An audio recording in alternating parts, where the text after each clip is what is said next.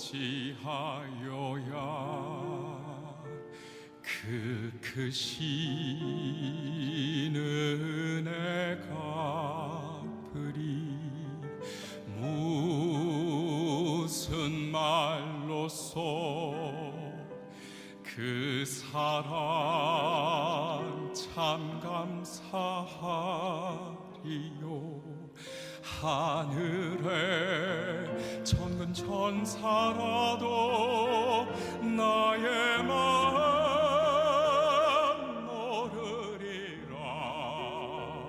나 이제 새 소망이 있음은 주님의 은혜라. 하나님께 영광, 하나님께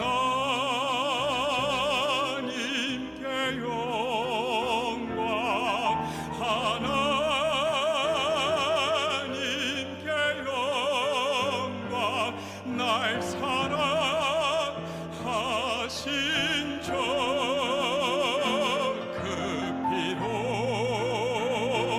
날 거하사 죄에서 건지셨네. 하나님께 영광. 날 사랑하신 저 바치리라. 모두 나의 일생을 당신께 세상 영광 명예도 갈보리로 돌려 보내리. 갈보리.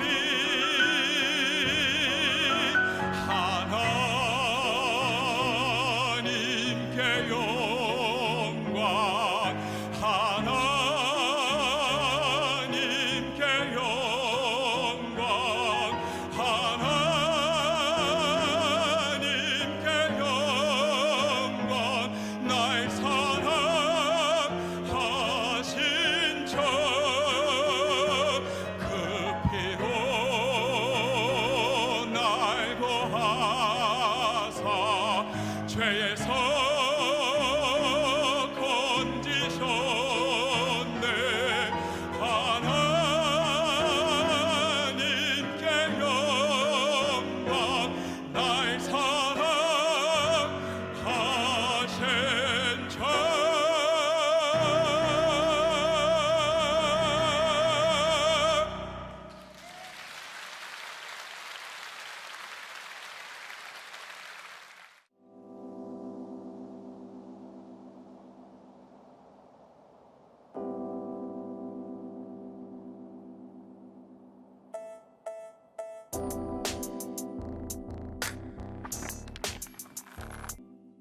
자, 오늘 인생의 질문 말씀으로 답하다 이제 9번째 말씀, 나도 죄인입니까? 이런 질문을 가지고 한번 말씀을 나눠보려고 합니다.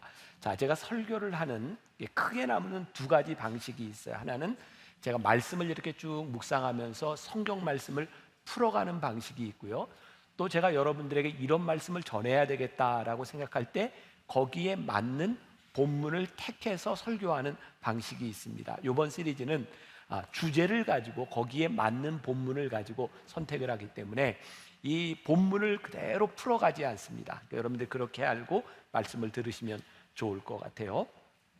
이 죄에 대한 이야기는 참 하기가 꺼려지는 것 같기도 합니다. 왜냐하면 사람들이 죄에 대한 이야기를 별로 들으려고 하지 않으니까. 그래서 언제부터인가 이 교회 안에서도 이 죄인이라고 하는 이야기를 직설적으로 하기보다는 조금 우회적으로 표현하는 그런 성향이 생겼는지도 모르겠어요. 그래서 몇십 년 전 한국에는 미국의 노만 빈센트 필 목사님이 이야기했던 적극적 사고방식이라는 것이 들어왔죠. 많은 사람들이 열광했어요.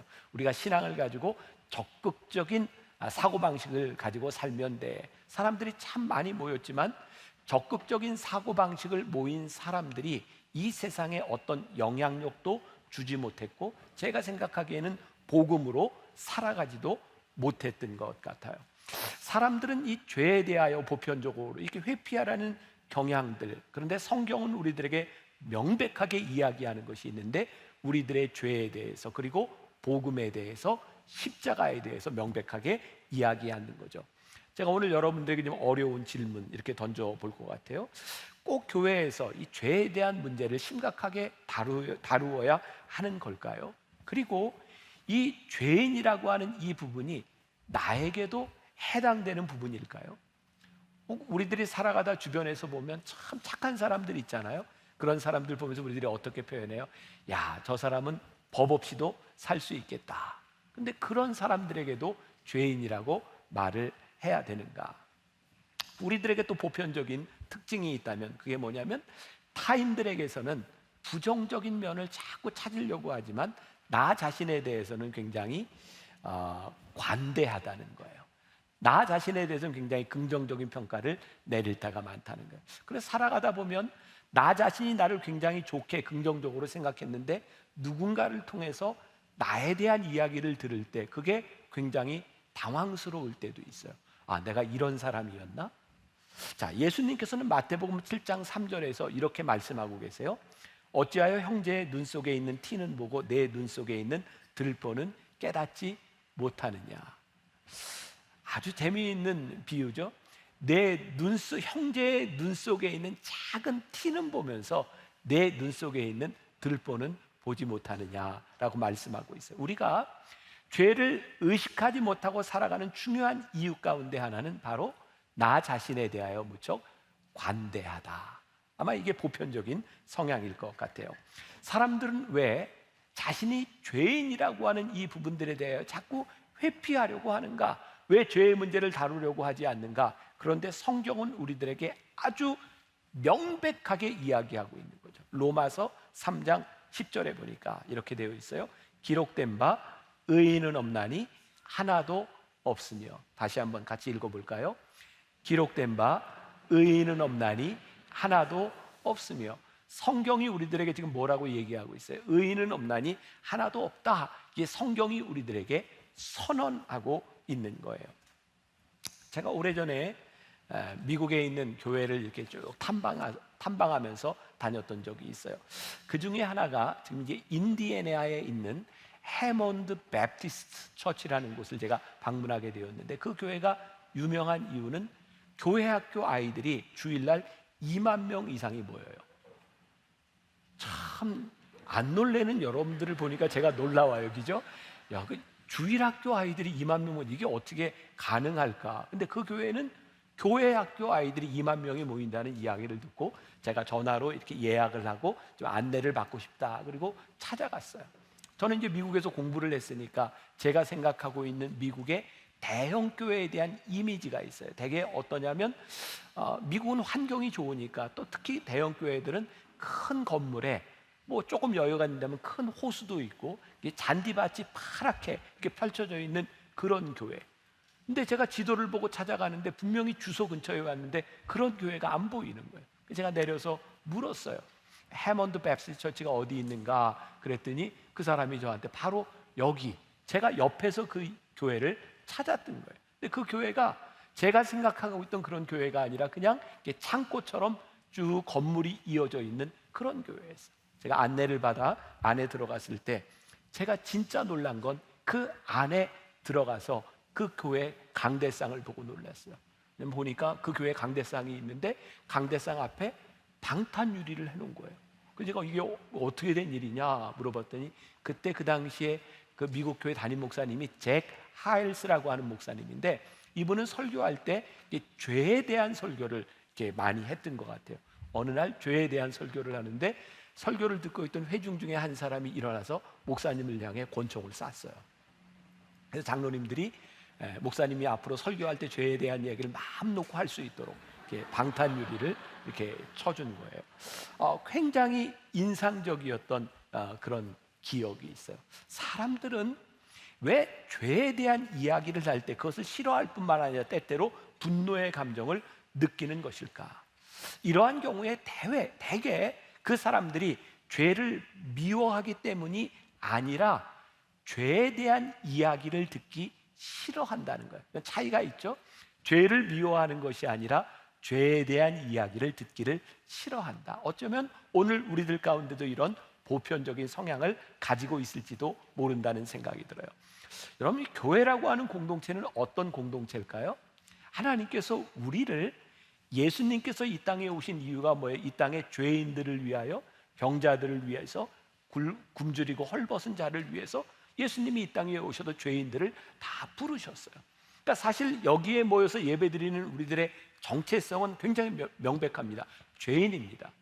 그런데 언제부터인가 우리들이 죄인을 부르신 예수님, 그분의 부르심 아래 교회라고 하는 공동체를 이루었는데, 교회가 어떤 생각을 하게 되냐면 우리는 의롭다는 거예요. 이걸 잘 이해해야 되겠죠. 우리들이 예수님의 보혈로 의롭게 된 것과 우리들 스스로 의롭다고 여기는 건 다른 문제죠.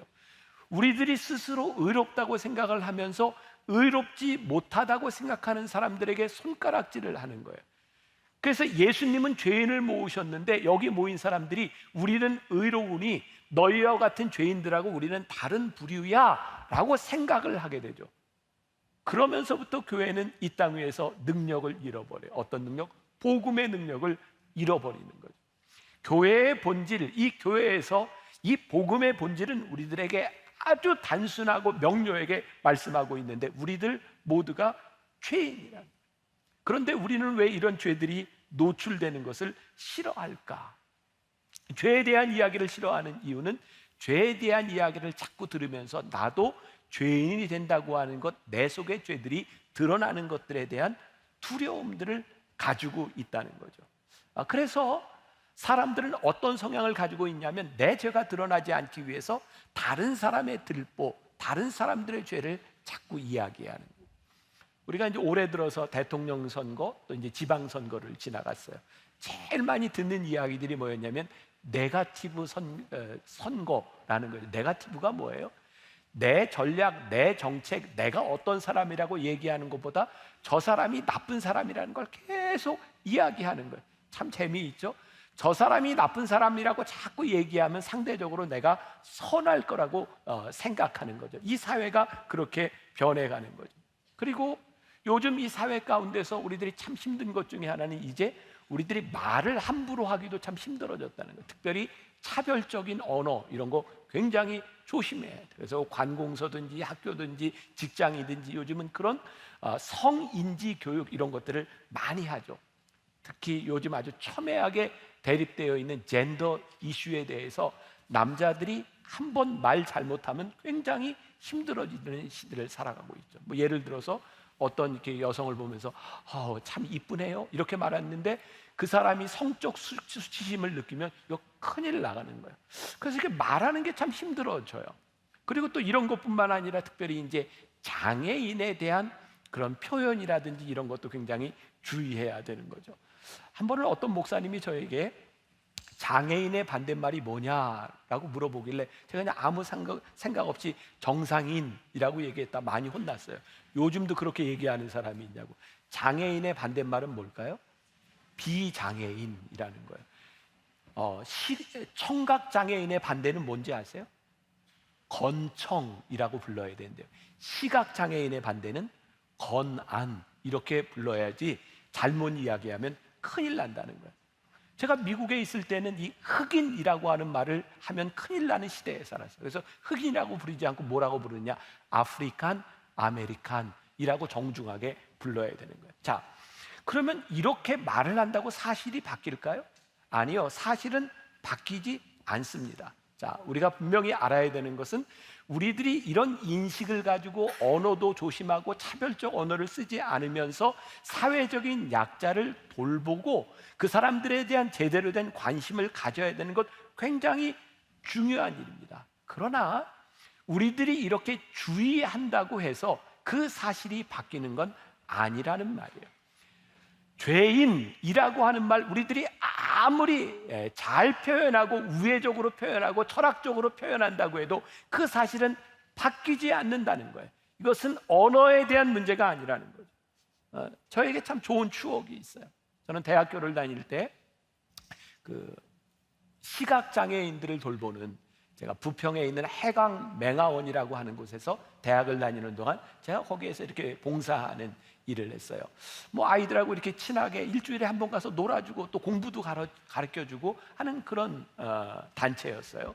그리고 1년에 한 번 그 아이들을 데리고 꼭 수련회를 가는데, 당시에 만나교회가 이렇게 큰 교회는 아니었지만 만나교회 큰 대형 버스가 있었어요. 그 당시에 저희 아버님이 담임 목사님이었으니까 제가 좀 부탁을 해서 그 대형 버스를 가지고 아이들을 데리고 강원도에 있는 곳으로 이렇게 이제 수련회를 갈 때였어요. 수련회를 가는데 버스 안에서 그 시각 장애인들이요, 사진을 그렇게 많이 찍어요. 제가 아이들한테, 야, 너희들 왜 사진을 찍고 왜 사진 찍는 걸 좋아해? 너희 안 보이잖아. 제가 얘기를 했더니 애들이 그러네요, 뭐 깔깔거리고 웃고. 여러분 한번 생각해 보세요. 제가 시각장애인한테 너희 사진을 왜 찍어? 보이지도 않는데, 이런 이야기를 했는데 그게 객관적으로 들으면 이게 굉장히 문제가 될 것 같은데 아무 문제가 되지 않는 거예요. 왜? 그 아이들과 저 사이에 그 아이들이 보지 못하고 나는 보지만 그게 문제가 되는 것이 아니라 관계가 형성이 되어 있는 거죠. 정말 중요한 것은 이 사실에 대하여 우리들이 어떻게 표현하느냐에 대한 문제가 아니라 이 사실을 놓고 우리들이 이 문제를 어떻게 해결하느냐에 대한 부분이겠죠. 사람들은 왜 죄인이라고 하는 말을 듣기도 싫어하고 표현하기도 싫어하는가? 요한복음 3장 20절에 보니까 그 이유를 이렇게 말씀하고 있는 거예요. 자, 봅시다. 시작. 악을 행하는 자마다 빛을 미워하여 빛으로 오지 아니하나니 이는 그 행위가 드러날까 함이요. 행위가 드러날까 하여 죄를 짓는 사람들이, 죄인들이 자기의 죄를 드러내지 않는다는 거예요. 죄를 드러내지 않고 죄가 극복되지 않으면 죄의 컴플렉스에서 벗어나지 못해요. 그래서 죄의 노예가 되는 거예요. 내가 죄인임을 인정하지 않고 내 죄를 드러나지 않는다면 우리들이 죄의 노예로밖에 살 수 없는데, 더 중요한 것은 이 죄의 문제가 해결되지 않으면 이 죄는 심판과 죽음이라고 하는 문제와 연결되어 있기 때문에, 죄의 문제를 심각하게 다루지 않으면 우리는 신앙생활을 하면서 복음의 능력, 십자가의 능력을 경험하지 못한다는 거예요. 우리가 오늘 우리의 죄를 하나님 앞에 내어놓지 않으면 저기 우리들이 바라보고 있는 십자가의 능력이 우리들과 아무 관계가 없다는 말씀이에요. 죄의 문제를 심각하게 우리들이 다루지 않으면 죄는 우리들의 삶에서 습성화가 되고, 죄가 우리들 가운데서 습성화가 되면 이 교회 안에서 교회가 가지고 있는 복음의 능력을 잃어버리게 되는 거예요. 죄에 대하여 가장 민감한 사람만이, 나는 죄인입니다 라고 나의 죄를 돌아다 볼 수 있는 사람만이 십자가의 능력을 체험하게 되죠. 몇 년 전입니다. 미국의 어떤 큰 교회에 문제가 생겼어요. 어떤 문제가 생겼냐면 그 교회 담임 목사님이 성도 간의 어떤 추문으로 인해서 그 목사님이 교회를 사임하게 되었어요. 그 목사님이 사임하면서 설교 시간에 이런 이야기를 했답니다. 공식적으로 교인들에게 자기의 잘못을 시인하면서, 하나님께서 나의 죄를 용서해 주셨는데 여러분도 나의 죄를 용서해야 합니다. 근데 그 말이 문제가 돼서 찬반 논란이 일어났어요. 하나님이 용서하셨습니다. 우리도 용서해야 합니다. 이 말은 절대로 틀린 말이 아닙니다. 그러나 죄를 지은 사람이 할 수 있는 말은 아니에요. 용서는 나 스스로 내가 용서받을 자격이 있습니다 라고 말할 때 그건 진짜 죄를 고백하는 것이 아니죠. 나는 용서받을 만한 자격이 없는 사람입니다. 하나님의 은혜가 저에게 필요합니다. 그리고 가슴을 치고 회개할 때 그때 십자가의 능력이 우리들에게 임하는 것이지, 나는 용서받을 자격이 있습니다 라고 말을 하는데 어떻게 십자가의 능력이 우리 가운데 임할 수 있겠어요?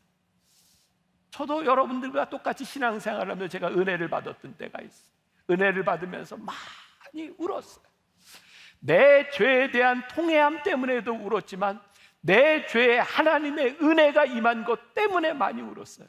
하나님의 은혜가 이렇게 크구나.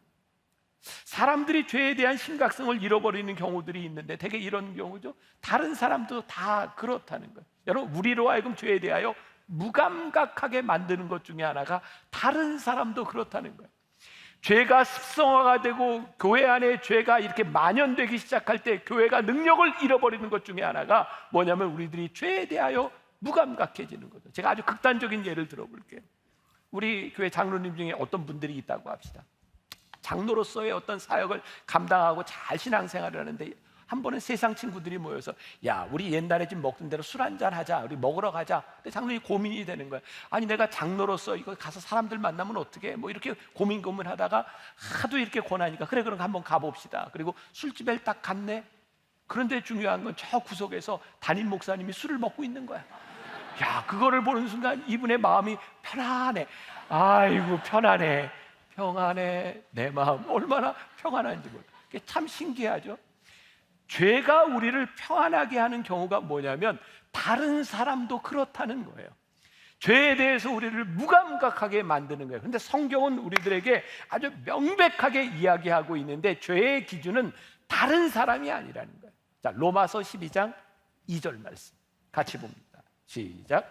너희는 이 세대를 본받지 말고 오직 마음을 새롭게 함으로 변화를 받아 하나님의 선하시고 기뻐하시고 온전하신 뜻이 무엇인지 분별하도록 하라. 사도 바울이 뭐라고 편지를 써? 너희는 이 세대를 본받지 마. 그리고 마음을 새롭게 하고 변화를 받아서 하나님이 선하시고 기뻐하시는 뜻이 무엇인지를 분별하도록 해. 이게 믿음이요 신앙이라는 거예요. 혹시 여기 앉은 여러분들 중에 나는 죄인이 아니다 라고 항변하는 분이 있을지 몰라요. 난 죄인 아닌 것 같아.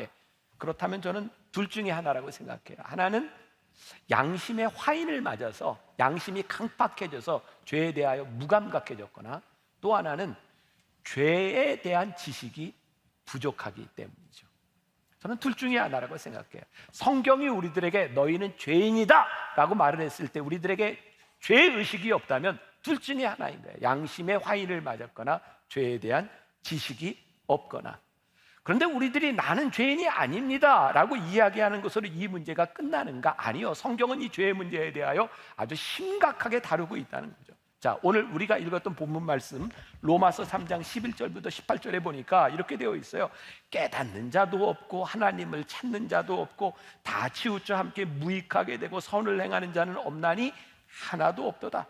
그들의 목구멍은 열린 무덤이요 그 혀로는 속임을 일삼으며 그 입술에는 독사의 독이 있고 그 입에는 저주와 악독이 가득하고 그 발은 피 흘리는데 빠른지라. 파멸과 고생이 그 길에 있어 평강의 길을 알지 못하였고 그들의 눈앞에 하나님을 두려워함이 없느니라 함과 같으니라. 그럼 지금 이야기하고 있는 이 사람들이 그렇게 정말 피 흘리면서 이런 죄를 지었다는 말일까요? 여러분, 성경에 보니까요 우리들이 짓는 이런 겉으로 드러나는 이 자범죄뿐만 아니라 우리들 속에 있는 마음의 문제까지 하나님은 보고 계시다는 거예요. 창세기 6장 5절에 보니까 하나님께서 이 세상을 심판하셔야 되겠다고 생각한 이유가 여기 나와 있어요. 어떻게 해요?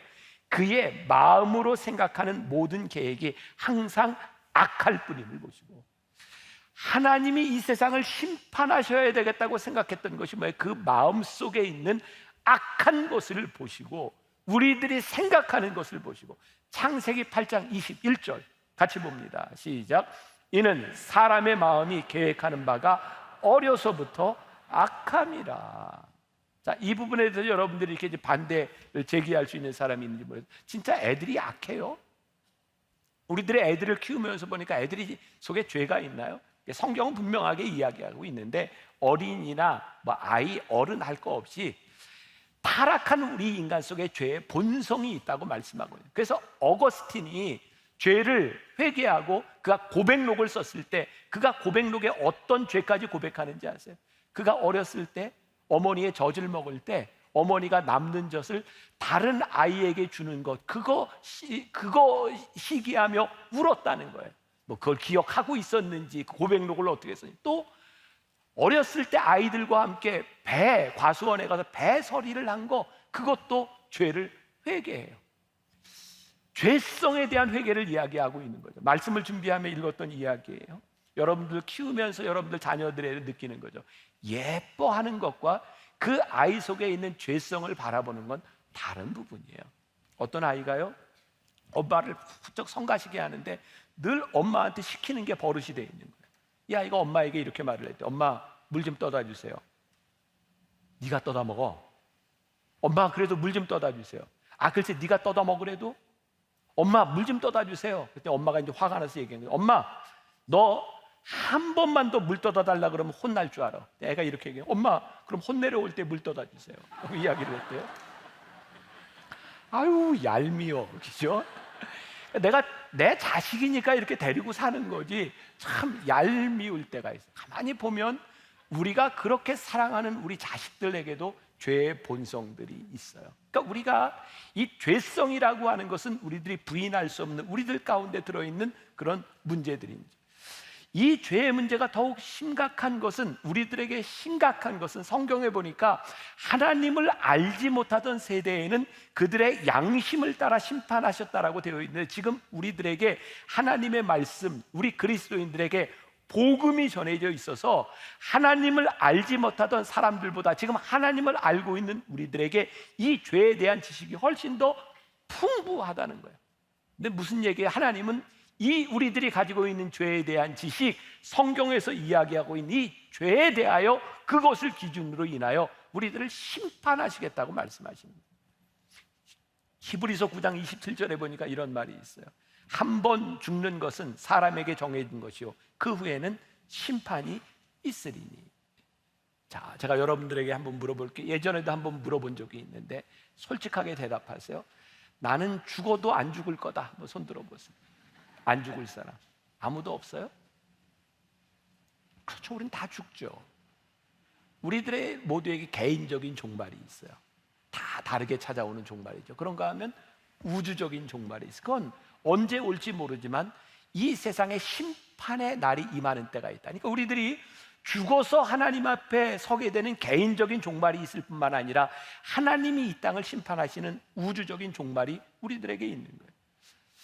죄를 지은 사람들이요, 왜 이 죽음 앞에서 두려움을 갖는가? 이 죄의 문제가 해결되지 않으면 우리들이 죽음을 경험해 보지 못한 우리들에게 이 미지의 세상, 하나님께서 우리들을 심판하신다고 하는 이 사실은 이 죄의 문제가 해결되지 않는 이상 우리들에게 두려울 수밖에 없는 거죠.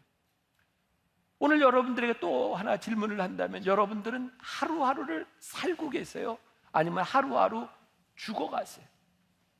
우리는 야, 내가 오늘 하루를 산다라고 표현하지만 사실 하루를 산 만큼 우리는 죽음 앞에 한 발짝 다가가 있는 거예요. 우리 중에 죽음을 피할 수 있는 사람들은 아무도 없어요. 하나님 앞에 우리들이 모두 서게 될 거예요. 내가 죄인인가요? 네, 그렇습니다. 그런데 우리들의 죄가 해결되지 않으면 이 심판에서 벗어날 수 있는 일이 없다는 거예요. 죽음은 우리들에게 그렇게 멀리 떨어져 있는 것이 아닌데 우리들의 죽음을 의식하지 못하고 살아갈 때가 있어요. 저는 제가 목회를 하면서 하나님께서 저에게 참 좋은 경험을 주셨다. 제가 26살에 목사가 돼서 군목으로 전방에서 근무할 때 2년 동안 다른 사고 말고 자살만 5번을 제가 경험을 했어요. 사람이 죽는데 참, 물론 군대라고 하는 상황 가운데 자살을 하려고 그러니까 그랬을 것 같아요. 밤 12시에서 새벽 4시 사이. 그러니까 옛날 군대는요, 전화가 지금 같지 않았어요. 제가 88년, 9년 근무할 무렵에 전화가 어떤 전화였냐면 이렇게 돌리는 그런 전화예요. 전화 소리도 그렇게 와요. 근데 사람이 죽을 때마다 늘 그 새벽에 전화가 와요. 저 지금도 제가 굉장히 트라우마가 있는 것 같아요. 밤 12시 넘어서 전화가 오면 깜짝 놀래요. 제가 처음으로 시신을 접했던 것, 그 젊은 사람에게 시체를 접할 일이 그렇게 많지 않았어요. 제가 처음으로 시신을 접했던 게 26살 때 한 병사가 자살을 했는데, 병원에 그 군대에는 이게 십종 처리반이라 그러죠. 시체를 처리하는 그런 또 부서가 있어요. 사람이 죽었는데 장례를 지내기 전에 차가운 시멘트 바닥에 그 시신을 올려놨어요. 근데 그 아이의 부모가 와서 저에게, 목사님, 우리 아이가 얼마나 추울까요? 그리고 저한테 그 아이의 가슴에 좀 따뜻하게 손을 좀 얹어달라고 했어요. 제가 처음으로 시신에 손을 얹었던 게 26살 때였어요. 저는 그때 느낌이 아직도 살아있어요. 그리고 제가 유학을 갔을 때 시카고에서 이게 병원에서 이렇게 채플린 교육을 받으면서 이렇게 온콜 당직을 설 때면 보통 3명에서 5명이 하루에 그 병원에서 죽어요. 시카고에서 제일 큰 병원이었어요. 그때마다 그 시신들에게 가서 제가 보고 사인을 해야 됐고, 또 가족들이 죽음을 지켜보지 못하면 채플린이 하는 일이 뭐냐면 그 영안실, 시체실에 가서 그 영화에서 많이 보죠. 이게 몰그라고 하는데 그 영안실에 이렇게 까만 가죽 자크로 이렇게 시신을 데려다가 제가 그 시신을 끌고 가족들이 있는 방까지 엘리베이터를 타고 제가 혼자 그 시신을 가지고 가는 거예요. 그때가 제가 30살 때입니다. 처음에 얼마나 무서웠는지 몰라요. 그런데요, 몇 번 시신을 접하다 보니까 너무 자연스러운 거예요. 그리고 그때 깨달았던 게 죽음이 우리에게서 그렇게 먼 것이 아니라 내 가까이에 있는 거구나. 금술 좋은 부부들이 뭐 그런 얘기 하잖아요. 아이고, 자기가 먼저 죽으면 어떻게 사냐고, 우리 같이 죽자고, 같은 시간에 죽어야 된다고. 사고 나기 전에 같이 죽기 참 힘듭니다. 그렇게 얘기했던 사람들이 한 사람 죽잖아요, 또 잘 살아요. 예? 죽음이요, 멀리 있는 것 같기도 하고 우리들 바로 앞에 있는 것 같기도 하고, 그런데 이 죽음은 우리들 모두에게 오고 있다는 거예요. 우리들은 이 죽음 앞에서 하나님의 심판을 피할 수 없다는 거예요. 그런데 우리들이 우리의 죄를 인정하지 않는 한 하나님의 은혜를 경험할 수도, 하나님의 구원도 우리들이 경험하지 못하는, 은혜를 경험하지 못하는 가장 중요한 이유 가운데 하나는 자신의 죄를 짓고도 모르거나 자신이 지은 죄를 인정하지 않기 때문에 우리들이 하나님의 은혜를 경험하지 못한다는 거예요. 그래서 우리들이 나는 내가 죄인인가요? 예, 저는 죄인입니다. 죄를 인정하는 순간 십자가의 능력이, 하나님의 능력이 우리들에게 임할 때 우리는 그때 무슨 표현을 쓰냐면, 아, 이것이 하나님의 은혜이군요. 그래서 죄는 은혜와 이렇게 늘 짝을 이루고 있는 부분이에요. 어떤 온라인 취업 포털 사이트에서 직장인 1254명을 대상으로 조사를 했는데, 직장에서 이런 사람은 100% 왕따다 설문조사를 했는데 1위가 뭐냐면 잘난 척하는 사람이었대요. 친구들 중에 잘난 척하는 사람이 제일 싫다, 그게 1위였대요. 그리고 이런 대답도 있었답니다. 못난 친구가 잘난 체 할 땐 애교로 봐줄 수 있지만 잘난 친구가 잘난 체 할 때는 정말 꼴보기 싫다. 그러니까 여러분들이 제가 그렇게 잘난 척을 많이 해도 이렇게 봐주는 이유가 있는 거죠. 자, 잘난 체하고도 혼자 튀려는 잘난 사람, 애쓰면 애쓸수록 그 사람 주변에 있는 모든 사람은 그 사람이 잘못되기를 원한다는 거예요. 본인만 모르고 있는 거예요. 사람들은 잘난 체하거나 완벽한 사람보다 겸손한 사람, 때로는 조금 허점이 있는 사람들을 훨씬 더 좋아합니다. 사람도 이러할진대 하나님 앞에 우리들이 설 때 하나님의 은혜를 입는 사람들은 어떤 사람일까요? 하나님 앞에서 겸손하지 못하다는 것, 하나님의 은혜를 입을 수 없다는 것. 은혜를 알지 못하는 것은 자기 죄신에 대해, 자기 자신의 죄에 대한 자각이 없을 때문이요. 그러므로 죄에 대한 인식은 자연스럽게 하나님의 은혜로 우리를 초대해 가는 거죠. 하나님의 은혜를 아는 사람은 반대로 자연스럽게 겸손해질 수밖에 없는 거죠. 그럼 잠언 3장 34절에 이렇게 말씀이 되어 있어요. 같이 봅니다. 시작. 진실로 그는 거만한 자를 비웃으시며 겸손한 자에게 은혜를 베푸시나니. 자, 베드로전서 5장 5절 같이 봅니다. 시작. 은혜 겸손으로 동이라 하나님은 교만한 자를 대적하시되 겸손한 자들에게 은혜를 주시느니라. 은혜를 알고 살아가는 사람들은요, 은혜가 뭔지를 알아요. 은혜가 어디에서 와요? 하나님 앞에 우리들이 죄를 고백할 때, 내가 죄인입니다 라고 할 때 하나님의 은혜가 옴을 알아요. 그래서 사도 바울이 죄가 클수록 은혜가 크다고 하는 말이 이런 말이었구나. 그래서 은혜를 알고 있는 사람, 하나님 앞에서 굳이 단점을 감추려고 하지 않아요. 왜냐하면 하나님께서 그 단점을 감싸 안으신다는 것을 알기 때문이죠. 은혜를 알지 못하는 사람은 절대로 자기를 노출시키려고 하지 않아요. 자기의 죄를 드러내려고 하지 않아요. 자기의 약점이 드러나면 끝이라고 생각하죠. 그러고 보니까 하나님의 은혜가 충만한 사람들은 어떤 사람이에요? 나는 죄인입니다. 나는 부족한 사람입니다. 나는 하나님의 은혜를 입은 사람입니다 라고 고백하는 사람이죠. 우리의 허물이 크면 클수록 하나님의 은혜가 크다고 하는 것을 알기 때문에 나는 죄인임을 부끄러워하지 않습니다. 이 말을 잘 이해해야 되겠죠. 마음대로 죄를 짓는 그런 자랑이 아니라 내가 지은 죄에 대하여 하나님의 은혜를 입었다고 하는 것을 자랑할 수 있는 사람이 되는 거예요. 아주 좋은 예 같아요. 이번 코로나를 지나가면서 이제 정부에서 보상을 해주잖아요. 얼만큼 손해봤나. 사람들이요, 그 돈을 좀 많이 받으려고 손해본 걸 다 찾아내는 거예요. 나 이만큼 손해봤다고, 이만큼 손해봤다고. 왜? 이만큼 손해봐야 이만큼 보상을 받잖아요.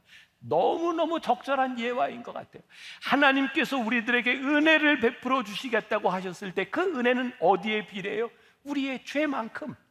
그러니까 우리들이 의도적으로 죄를 짓는 것이 아니라 내 속에 있는 죄에 대하여 하나님, 나는 죄인입니다 라고 인정하는 것이 하나님의 은혜를 경험하고 살아갈 수 있는, 우리의 인생이, 우리가 하나님을 믿으며 신앙생활을 하는데 하나님의 은혜를 입지 못하고 살아간다면 우리들이 얼마나 불행한 사람들이겠어요. 오늘 이 은혜를 생각나게 하는 한 가지 이야기를 여러분들에게 좀 읽어드리려고 그래요. 한번 들어보세요. 이한규라는 분이 쓴 상처는 인생의 보물지도라는 것에 나오는 이야기입니다. 어느 교회 가족 찬송 경연대회에서 한 집사님이 찬송을 부르다가 가사가 틀렸습니다. 교인들이 깔깔대고 웃었고 그 집사님은 얼굴이 홍당무가 되어 얼른 자리에 돌아와 고개를 들지 못했습니다. 바로 이어 목사님 가정이 찬송을 불렀습니다. 그런데 목사님도 어떤 부분에서 가사를 틀리게 불렀습니다. 교인들은 다시 깔깔대고 웃었고 사모님과 자녀들은 왜 틀렸냐고 핀잔을 주는 얼굴로 목사님을 힐끗 쳐다봤습니다. 어느 날 그 목사님이 과로로 쓰러지셨습니다. 장례를 마치고 장로님들이 목사님의 유품을 정리하다 일기장을 발견했는데 일기를 쭉 읽어나가는데 이런 내용이 있었습니다. 7월 14일 교회 가족 찬송 대회가 있었다. 김 집사가 찬송을 부르다 틀려서 교인들이 다 웃었는데 그 집사가 너무 무안해했다. 분위기가 이상해지는 것 같아 그 다음 차례로 우리 가정이 찬송을 부를 때 나도 일부러 틀려주었다. 다시 교인들은 깔깔대며 웃었다. 그때 슬쩍 김 집사를 보니 목사님도 가사를 틀릴 수 있구나 라고 생각하고 안도하는 것 같았다. 오늘도 작은 일로 한 영혼의 위로를 줄 수 있어서 기쁜 하루였다. 그 일기를 읽고 장로님들이 모두 한바탕 울었습니다. 세상에서 제일 아름다운 마음은 남의 수치를 가려주려고 나의 수치를 넉넉하게 받아들이는 마음입니다. 남의 허물 보기를 즐거워하고 오래 기억하고 들춰내려는 마음은 불행한 마음이고 남의 허물을 안 보려고 하고 금방 잊어버리고 덮어주려는 마음은 행복한 마음입니다. 우리가 죄를 감추려고 하고 나는 죄인이 아니려고 하는데 어떻게 우리들이 넉넉하게 누군가의 수치를 덮어줄 수 있겠어요? 누군가를 바라보면 나는 이만큼 죄인입니다. 나는 하나님 앞에 이렇게 부족한 사람입니다 라고 고백할 수 있을 때 누군가의 수치도 덮어줄 수 있고 하나님의 은혜도 경험할 수 있을 텐데 나는 끝내 죄인이 아니라고, 나는 끝내 아무 잘못이 없다고 뻣뻣하게 우기는 우리가 어떻게 하나님의 은혜를 경험하고 누군가의 수치를 덮어줄 수 있겠어요? 허물을 보는 눈이 커질수록 사물을 보는 눈이 작아지는 거예요. 남의 허물을 찾으려고 안간힘을 쓸 때마다 우리는 나의 허물을 감추려고 안간힘 쓰고 있다고 하는 것을 나만 모를 뿐이죠. 남의 허물을 잡았다고 해서 그것이 그가 패배하는 것이 아니라 오히려 그 허물을 잡는 과정에서 내가 얼마나 패배적인 삶을 살아가고 있는지 우리가 그거 모르고 살아가고, 반면에 남의 허물을 덮어준다고 해서 내가 손해보는 것이 아니라 남의 허물을 덮어주면 그의 승리를 바라보면서 우리들이 기뻐하고 감사할 수 있는 것, 이게 복음의 능력이고 우리의 믿음이고 우리가 믿는 신앙이라고 이야기합니다. 내가 죄인인가요? 우리가 죄인인가요? 그렇습니다. 그래서 오늘 우리들에게는 하나님의 은혜가 필요하고, 하나님의 은혜 속에 살아가는 우리들은 누군가에게 하나님의 은혜를 줄 수 있는 사람이고, 그리고 그 은혜를 우리들이 받고 우리들이 살아가는 거죠. 참 신기하죠. 죄를 지었는데 빛 가운데 걸어가는 거예요. 나는 끝내 죄인이 아니라고 우기는데 우리들의 삶은 어두운 거예요. 우리가 죄인인가요? 그렇습니다. 우리가 약한가요? 그렇습니다. 우리가 부족한가요? 그렇습니다. 그런데 오늘 우리는 주님의 능력을 힘입어 십자가의 보혈을 힘입어 우리는 빛 가운데로 걸어갈 수 있습니다. 약할 때 강함 대신에 나의 보배가 되신 주, 우리 함께 찬양합시다.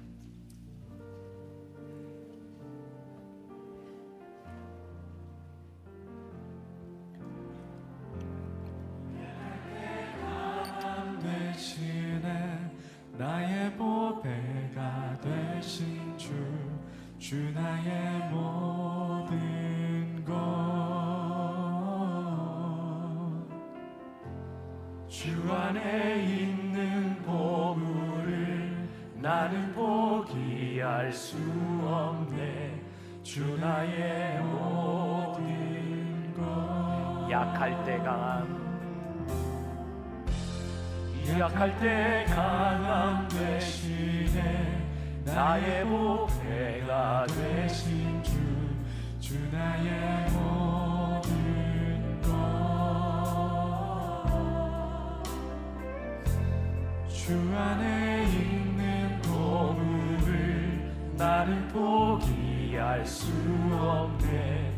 주 나의 모든 것. 십자가 죄사하셨네. 십자가 죄사하셨네. 주님의 이름 찬양해. 주 나의 모든 것. 쓰러진 나를 세우고 나의 빈자를 채우네. 주 나의 모든 것. 예수 어린 양 존귀하리를.